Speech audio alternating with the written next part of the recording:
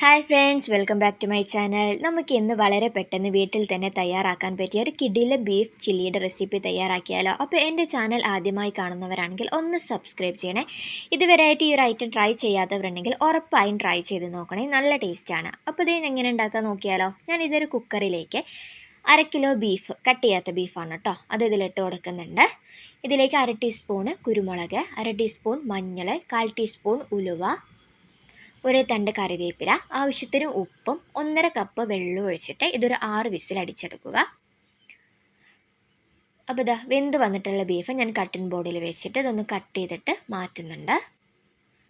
അപ്പോൾ ഇത് കട്ട് ചെയ്തിട്ട് ഒരു പ്ലേറ്റിലാക്കിയിട്ട് നമുക്ക് മാറ്റി വെക്കാം. ഇനി ഇതൊരു ബൗളിലേക്ക് 1/2 ടീസ്പൂൺ മഞ്ഞൾ, 1/2 ടീസ്പൂൺ മുളക് പൊടി, ആവശ്യത്തിന് ഉപ്പ്, 1/2 teaspoon garam masala, 1 teaspoon beef masala, 1 teaspoon vinegar, 3/4 teaspoon chilli flakes, 2 teaspoon cornflour. ഇനി ഇത് ഇറച്ചി വെന്തിട്ടുള്ള വെള്ളം കൂടി ഞാൻ ഇതിലൊഴിച്ചിട്ട് ഈ ബാറ്റർ ഒരു പേസ്റ്റ് പരുവത്തിലാക്കി എടുത്തുക്കുന്നുണ്ട്. ഇനി ഇതിലേക്ക് ഒരു നുള്ളു ഉപ്പ് ഇടുന്നുണ്ട് കേട്ടോ, ഉപ്പിന് കുറച്ച് കുറവുണ്ടായിരുന്നു. അപ്പോൾ ഇതിലേക്ക് ഞാൻ കട്ട് ചെയ്ത് വെച്ചിട്ടുള്ള ബീഫും കൂടി ഇട്ട് കൊടുത്ത് ഈ മസാല ഒക്കെ എല്ലാ ഭാഗത്തും എത്തുന്ന വിധത്തിൽ തേച്ച് പിടിപ്പിച്ച് ഒരു 10 മിനിറ്റ് റെസ്റ്റ് ചെയ്യാൻ വെക്കുന്നുണ്ട്. 10 മിനിറ്റ് ആയി നോക്കുമ്പോൾ ഞാനിത് സൺഫ്ലവർ ഓയിലിൽ ഇത് ഫ്രൈ ചെയ്തിട്ട് എടുക്കുന്നുണ്ട്.